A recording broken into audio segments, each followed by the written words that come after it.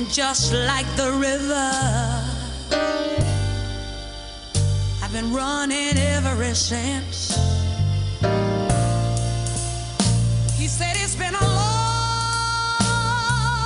long time coming,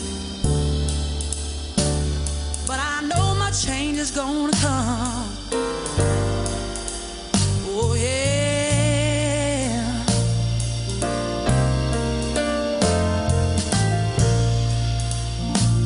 He said it's been too hard living, but I'm afraid to die. I might not be if I knew what was up there beyond the sky. It's been a long time coming, but I know my change has got to come. Oh yeah.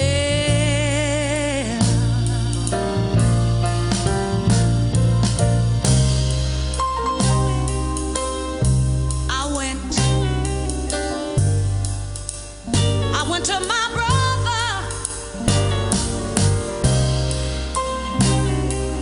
and I asked him, brother, could you help me please?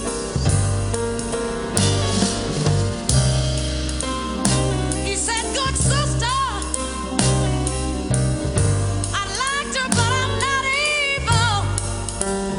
And when I looked around, I was right back down and on my bended knee.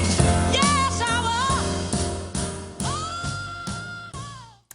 Good morning. This is Emily Waymire, and I'm actually here with Alaya Ketani with Empower Your Life. Alaya's feeling a little under the weather today, and so I wanted to step right in and be with her today and go ahead and introduce the show today.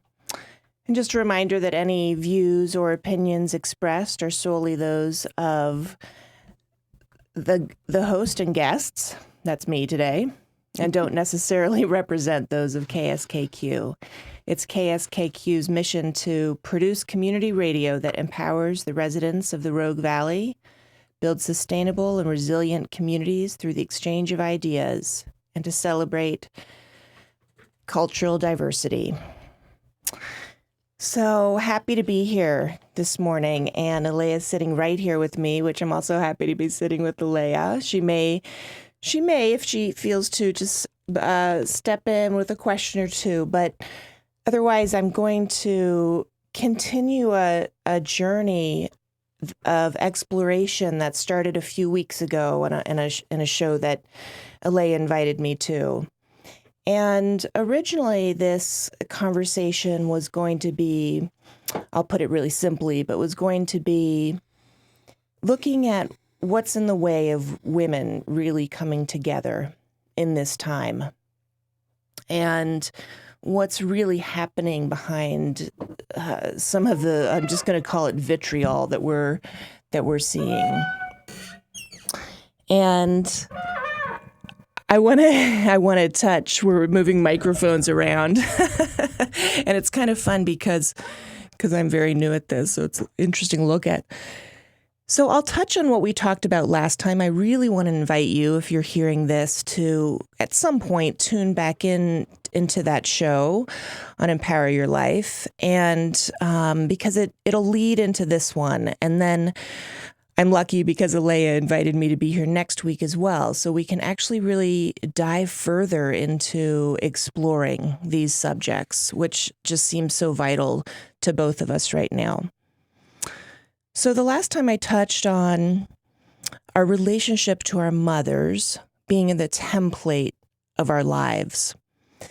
And again, I want to move deeper into exploring what does that really mean this week, and even how can we explore how this affects our relationship to social justice, actually.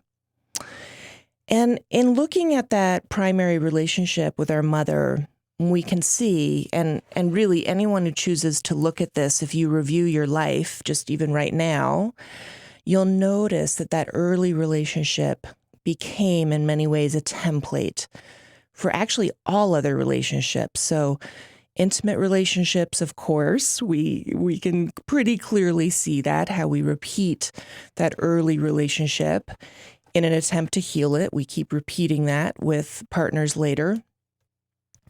It repeats in our friendships and actually in our community, the type of community we do or don't form.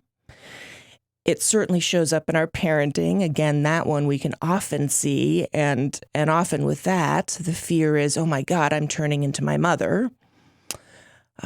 Business and service, we talked about that last time actually a fair amount. How does this relationship, this early relationship with our mother, then get replayed in our business?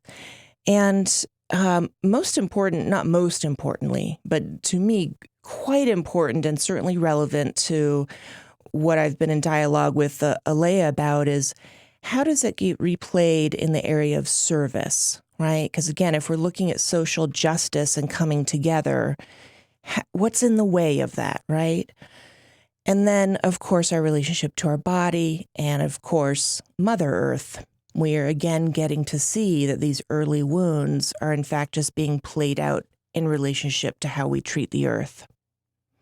So after that show, I received by email a couple questions actually from people who had heard and listened. And the questions understandably actually related to social justice.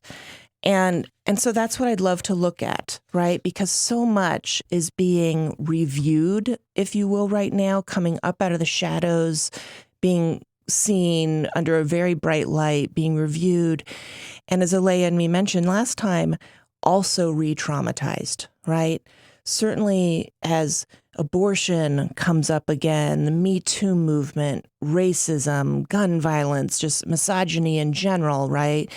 Women are not just women, women and men both, and actually children as well. I get to see that with my own daughter, are being really triggered, really re-traumatized right now, actually.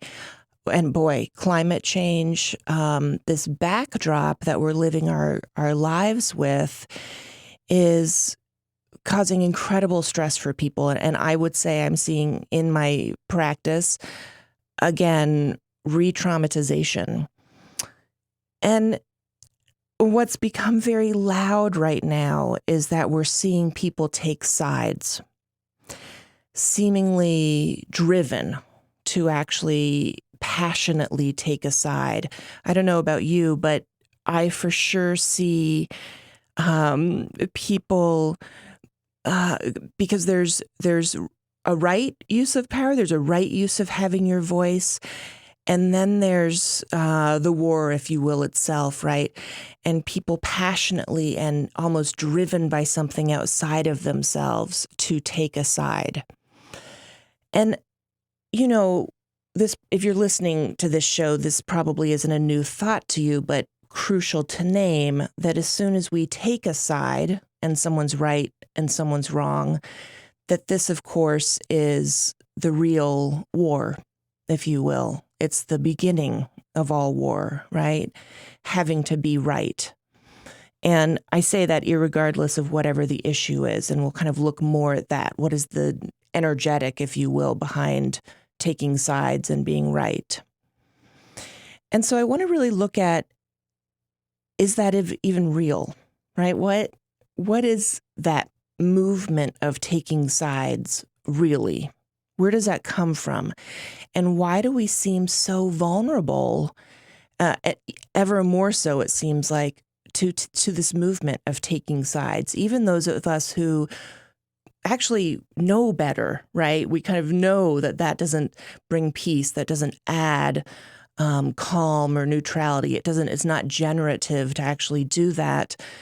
Even we are, many times I see, even I, right, am being caught up at times with taking a side and having to be right. So really, what is that?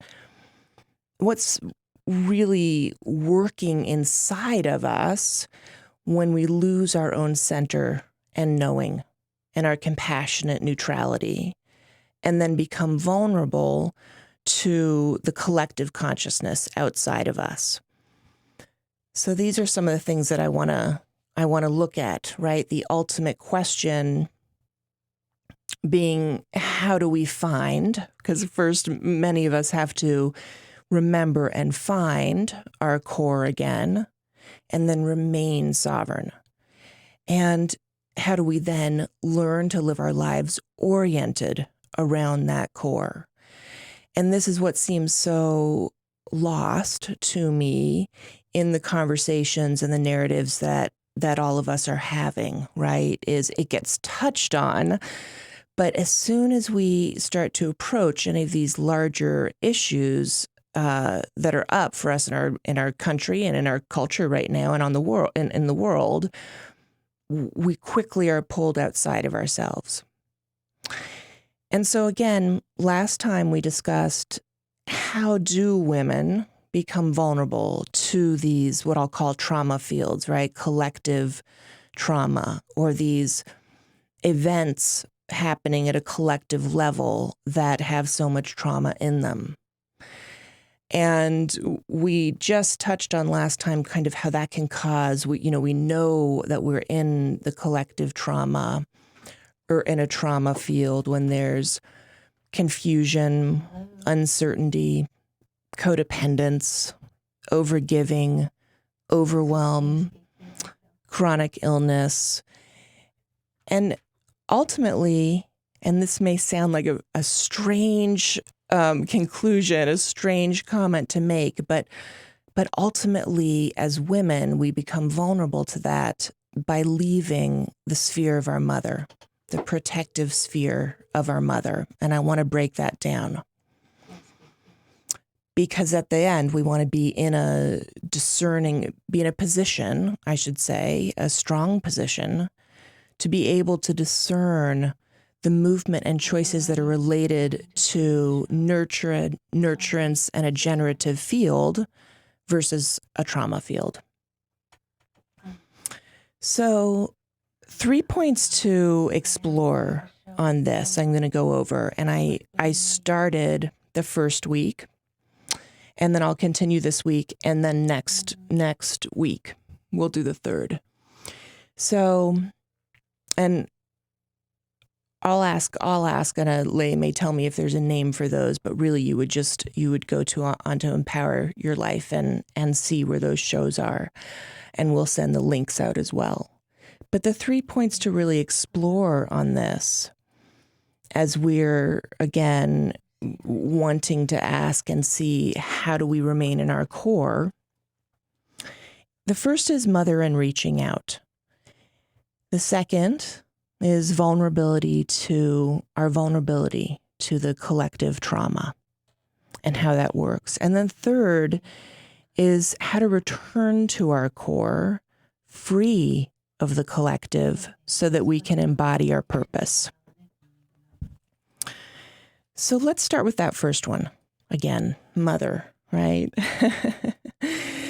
I want to break down here again kind of how that leads to being confused around approaching social justice issues, which I understand can seem like a leap, and hopefully will seem very clear.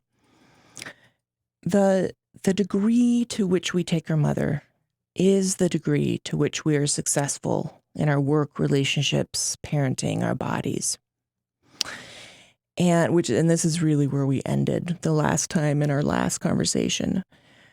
And it's important to understand that taking our mother is active. This is not a passive waiting by any means, right?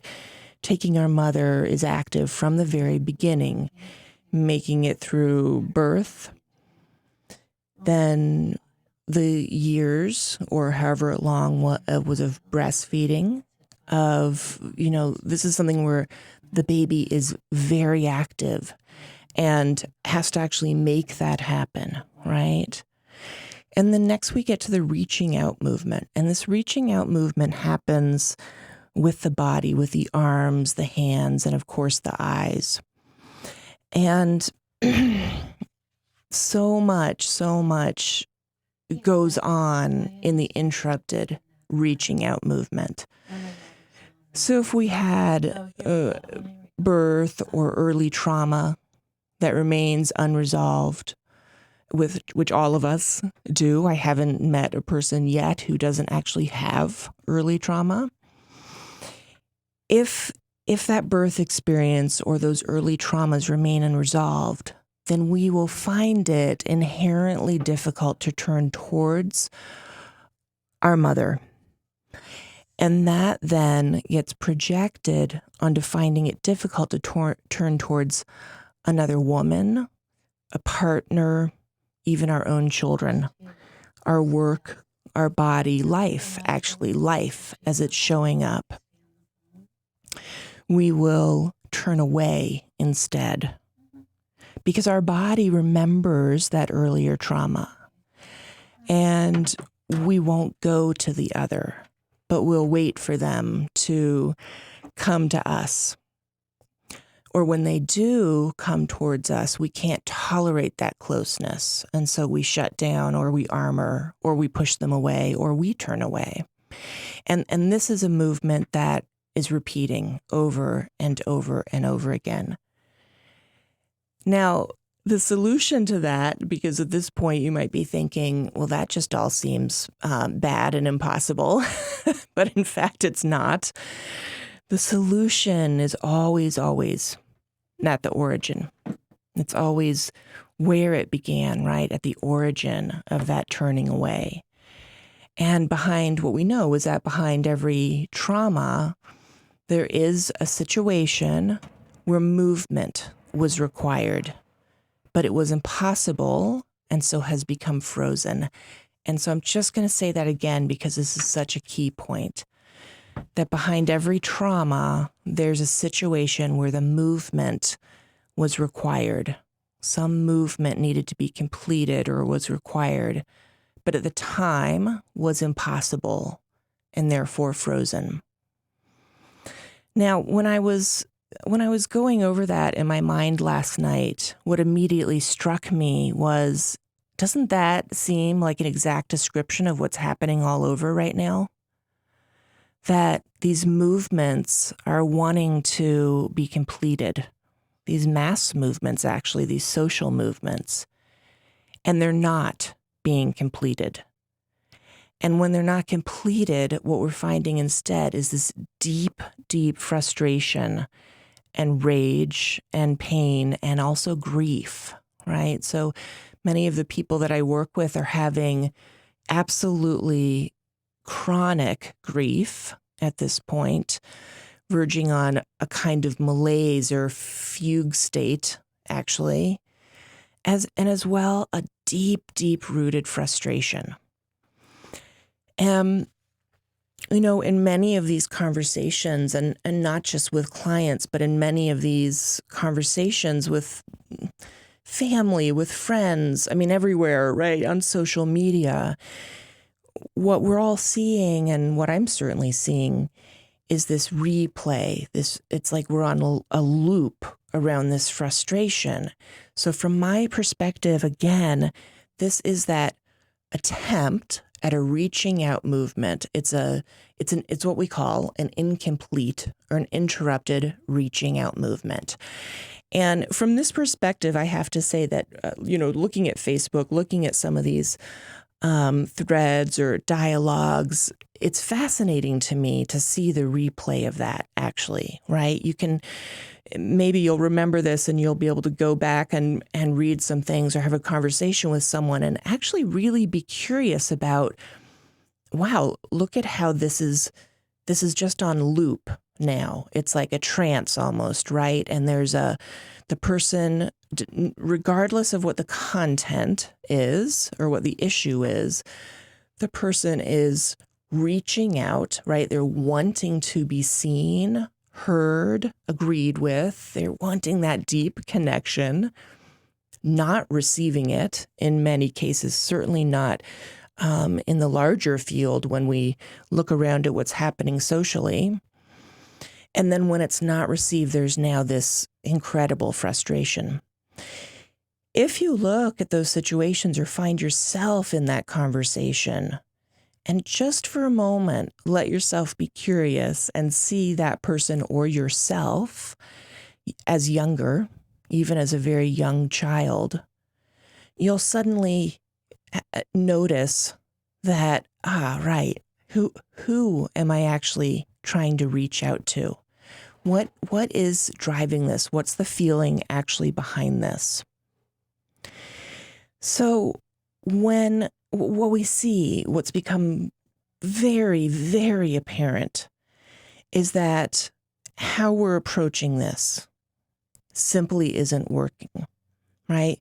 Because that deep inner drive to reach out to the mother, to reach out to other, to connect and be seen and heard, and for our pain and the needs that aren't being met to have those be received and then met, that is not something that in fact can be completed outside of us or at a social level.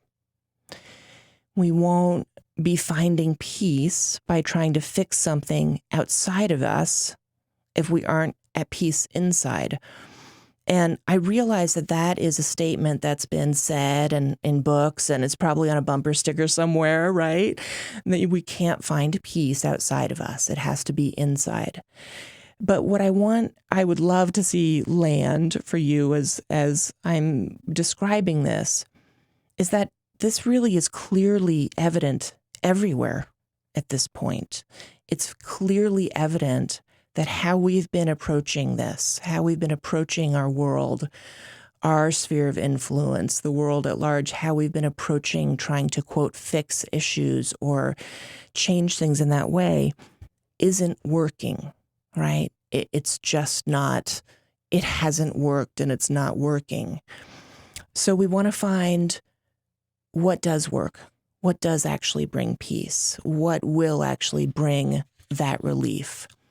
So based on what I just, was sharing about that reaching out movement with the mother, I'd love to actually just take a minute here to actually explore that. And so for those of you who are in a position to, right, I'm going to invite you to just enter into a type of exercise or visualization, if you will, with me. And we'll touch in on it. It's a powerful topic. And again, we'll just be touching in on it, but it's something that then at a later date you can do, if you're not just sitting in your living room listening, it's something at a later time you can do again. And so for those of you who can, it goes like this. And this is something again that will need to be repeated and repeated many times as we practice this movement. So just take a breath. That's the first place to start.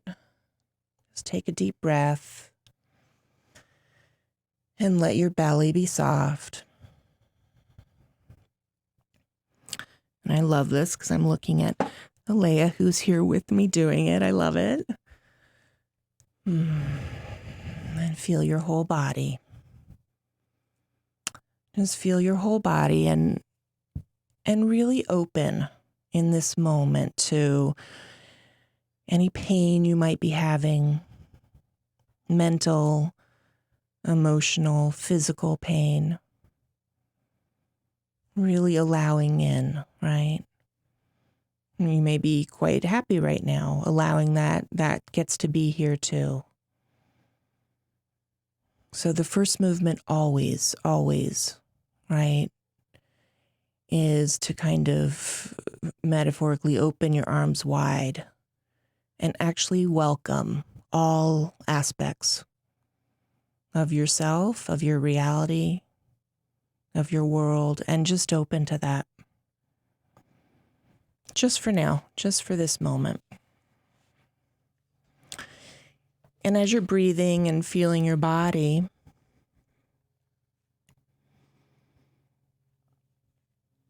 I'm going to ask you to it's like a review.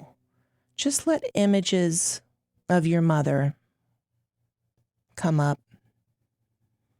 Doesn't have to be specific images, but just any images of your mother.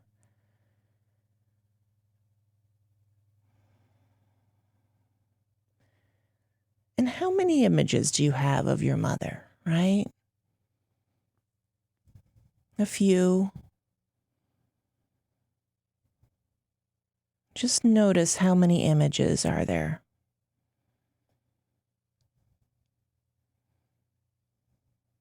Now, isn't it interesting, right, to just notice how many images of our mother and what those images are, feeling your body,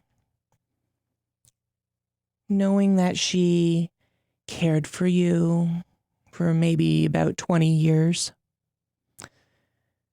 was there for you day and night to the absolute best of her ability, unable to sleep properly because she was so tuned into you that she would wake up at any moment that you stirred in your sleep just to make sure you were all right. I'm just feeling that.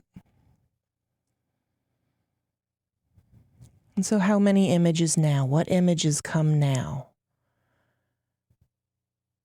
As we remember our mother, again, regardless of her personality, as we remember her in that ongoing care for so many days and weeks and months and years.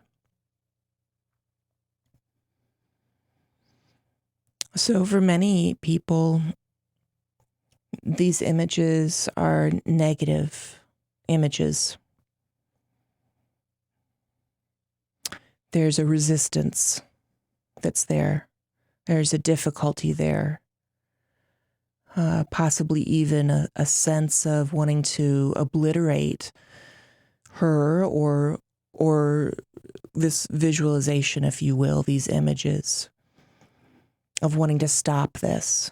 This is common for so many of us. But in spite of that, what remains of your mother? How much strength?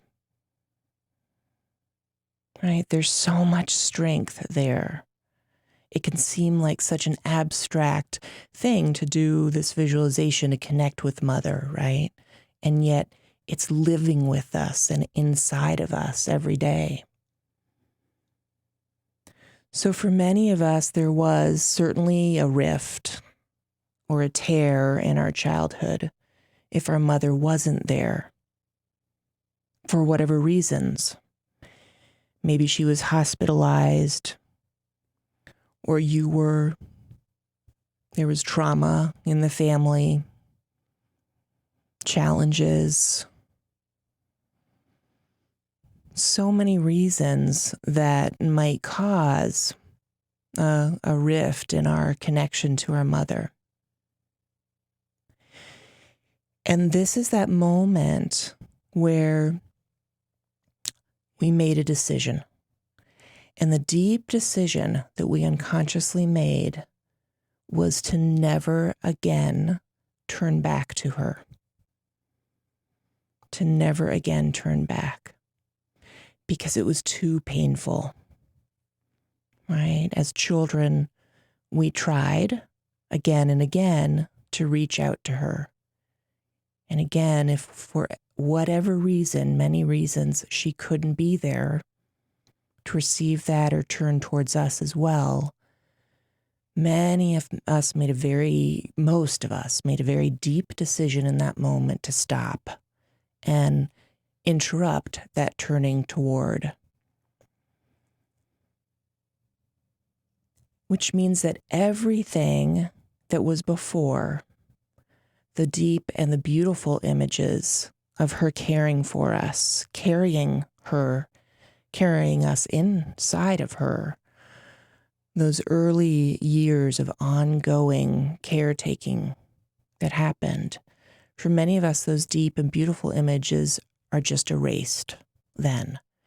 And we're just left with these few painful images of our mother. So this is the moment where I want to invite you to shift that and go back to the time before that rift. So see if you can just breathe and feel your body in whatever way you see, sense, or feel it, to actually just go to a time before there was that separation or rift.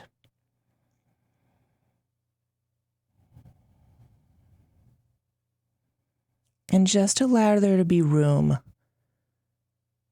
inside yourself for a different image. The earlier happiness, the sense of security.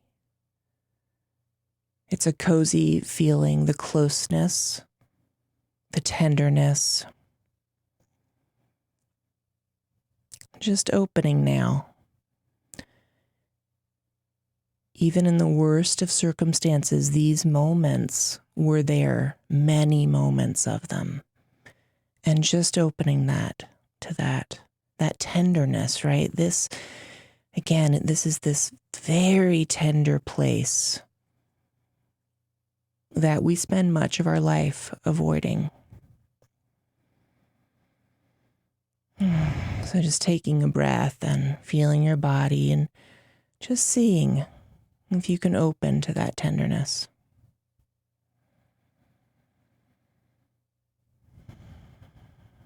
And with these new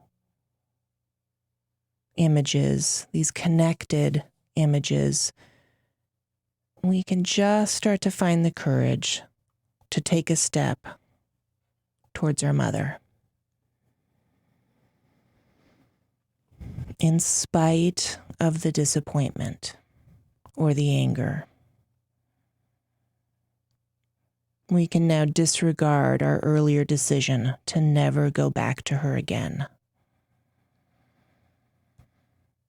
And just dare, because it does take courage, but to just dare to take that first step, a tiny step,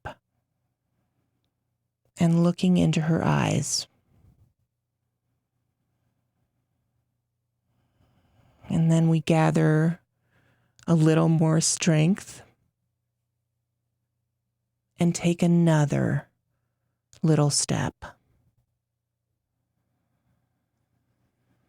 Looking into her eyes, gathering strength, and taking another step very slowly.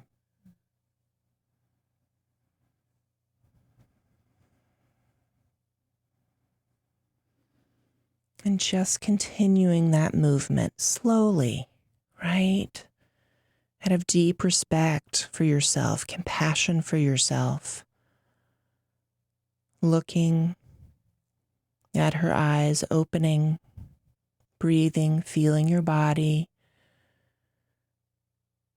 gathering strength, taking another little step.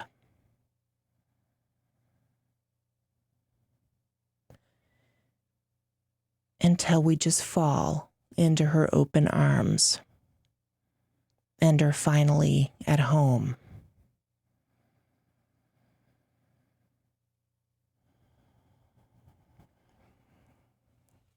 And so taking a deep breath and seeing how your body feels right now. There's no right or wrong about that.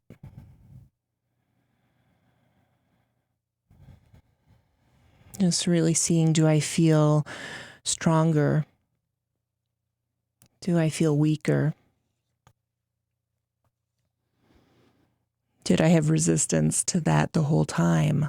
Right? That's common. Was it difficult? Was it frightening? Did you notice if your body needed to brace during that movement? Were you able to let in the smallest amount of comfort and connection with your mother? Just noticing that.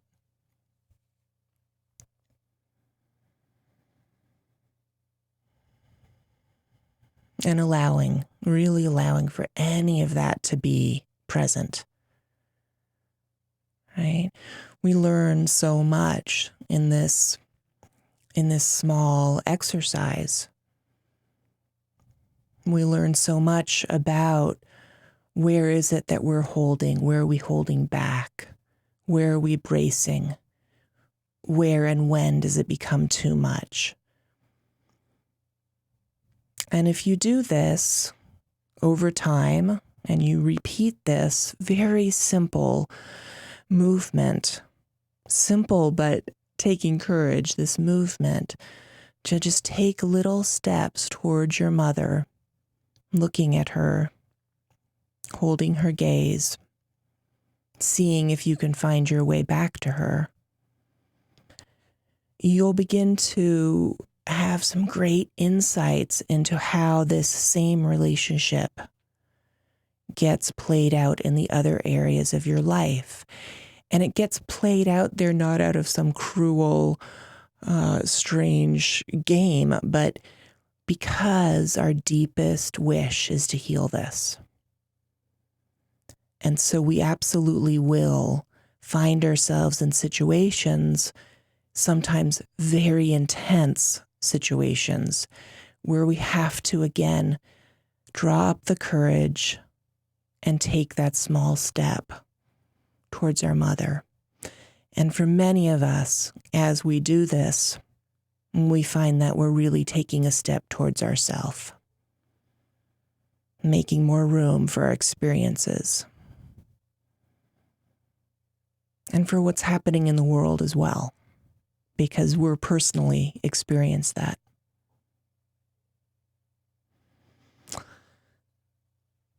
So, a couple questions as you're feeling into that. Where do you find yourself right now? If you kind of just, after doing that, look around you or feel around you, where do you find yourself? Are you stronger or weaker?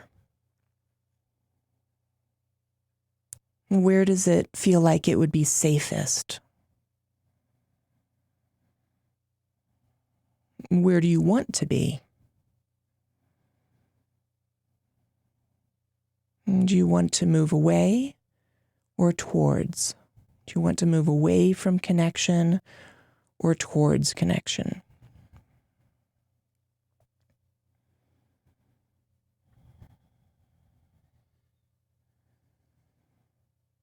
And if we're able to find our way to our mother, what does happen, and I get this report over and over again, is for those who are able, after some time, to find their way to their mother, that's when they feel strong and calm and at peace. This is our ultimate nourishment.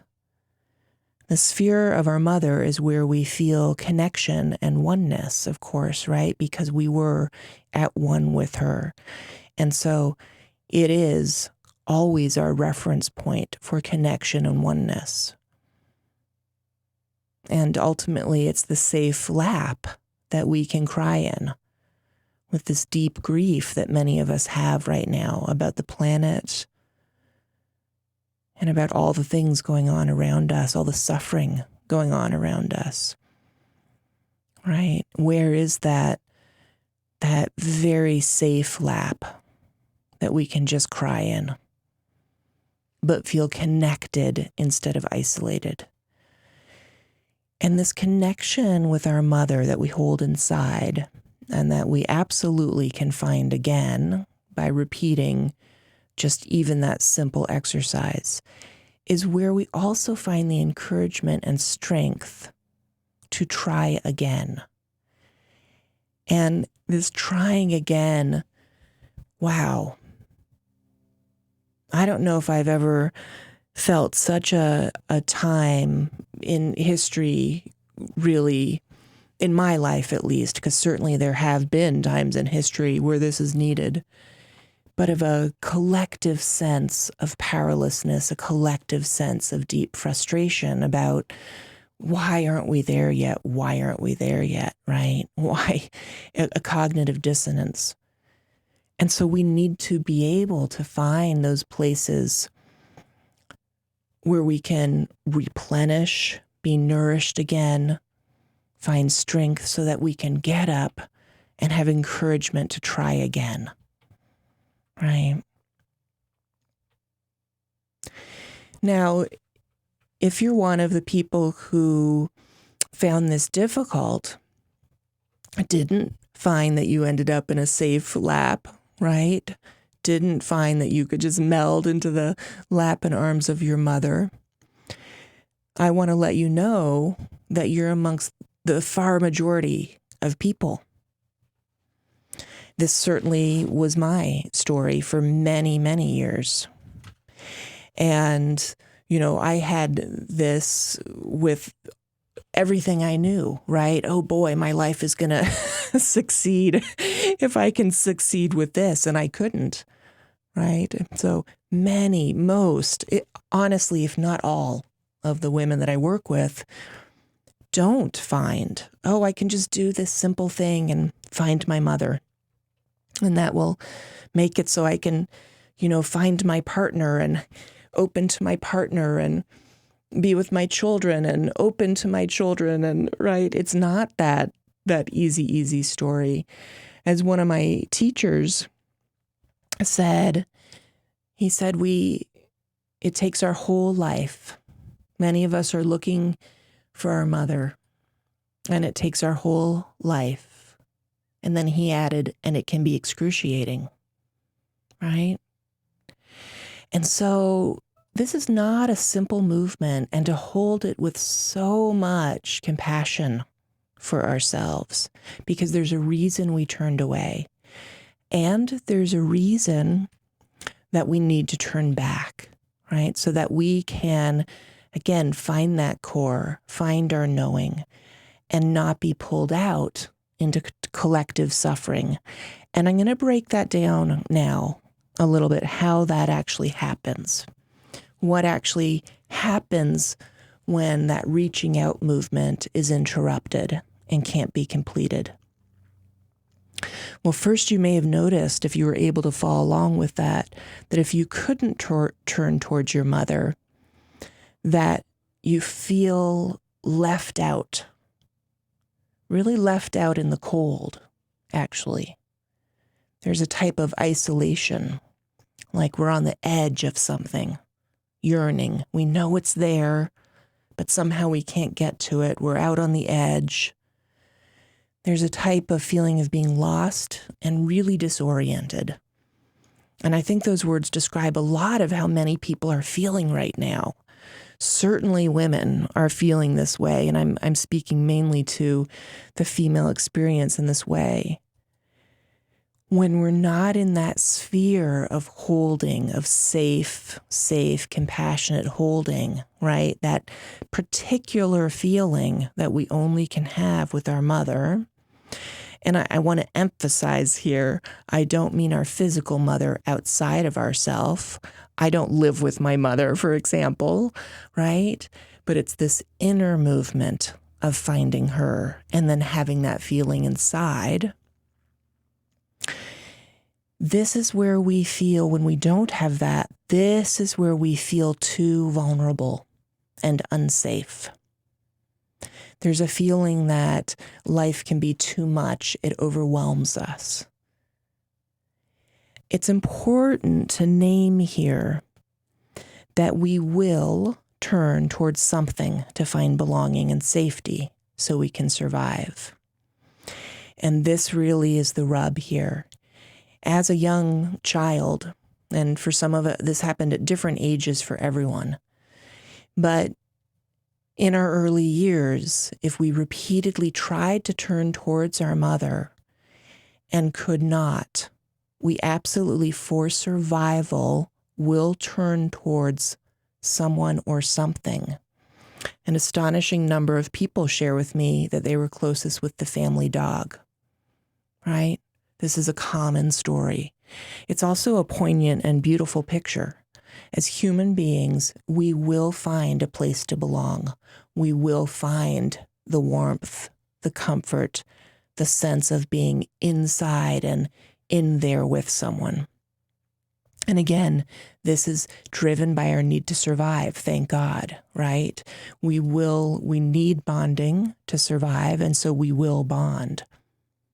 What's important about that is that in the case as women is that if we do not find our mother out in that type of an exercise, the image of our actual mother that we then internalize, right, as being our internal mother, if we aren't able to make that movement, then what I've seen over and over again, because the work I do, even though it's therapeutic, is largely collective, around collective trauma, is that what we'll turn to instead is what I think of as the shadow side of the feminine, which is codependence.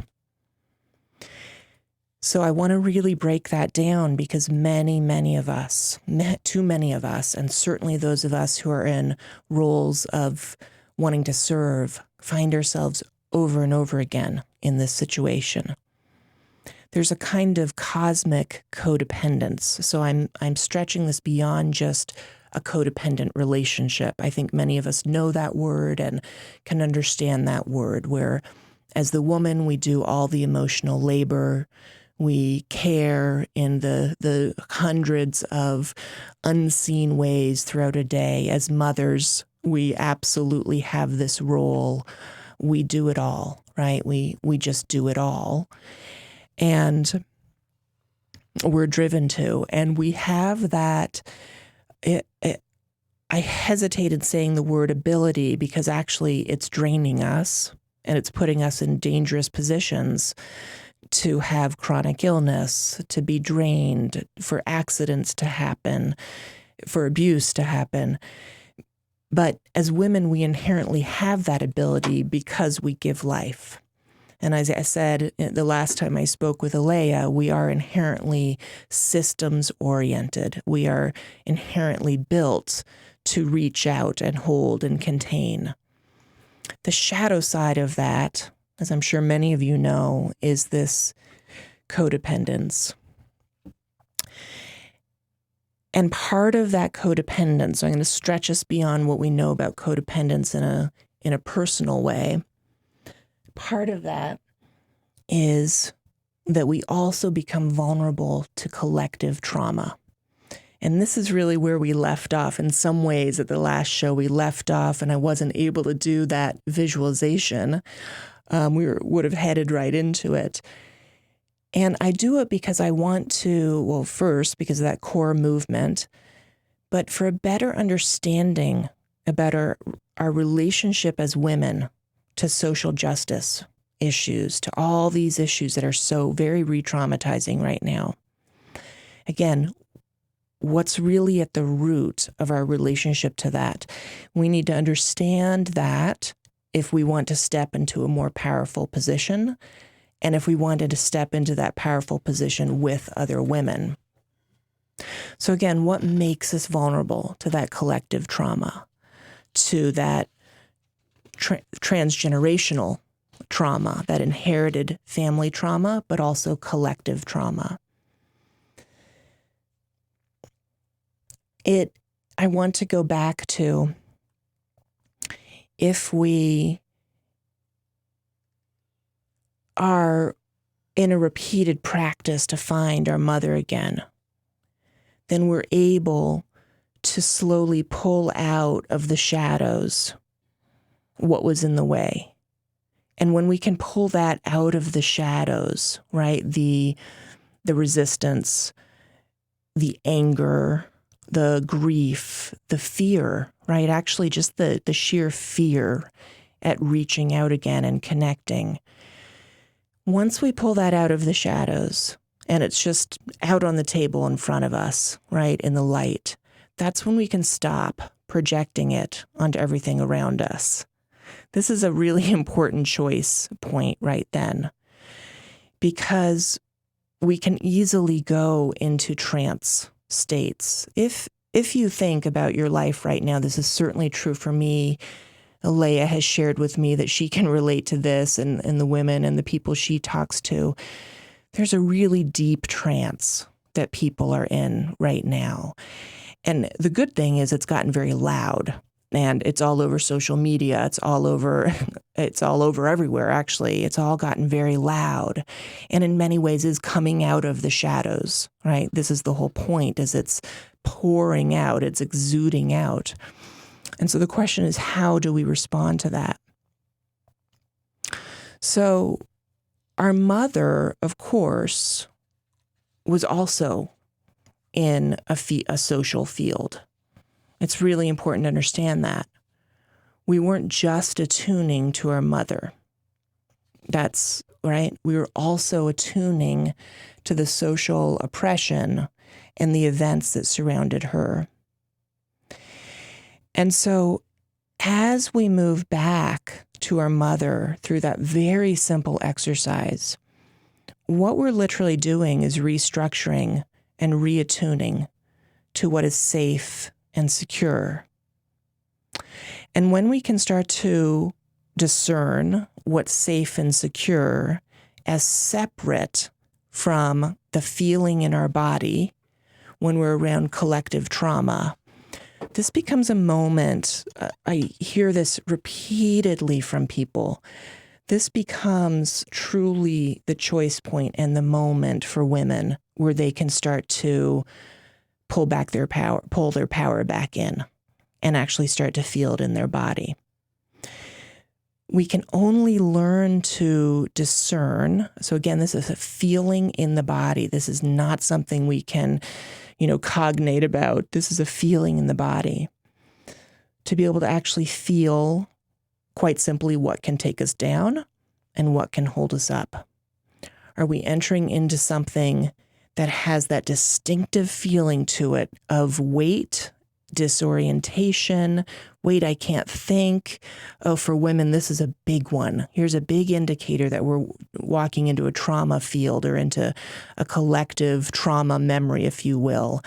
Again, this codependence, this overwhelm of, or this kind of frantic feeling of, wait a second, I've got to figure this out. I've got to figure this all out, and I've got to figure it out for everyone. Right? I'm the only person here who can figure out how to make him feel okay so that those two don't fight, so that this issue can be looked at.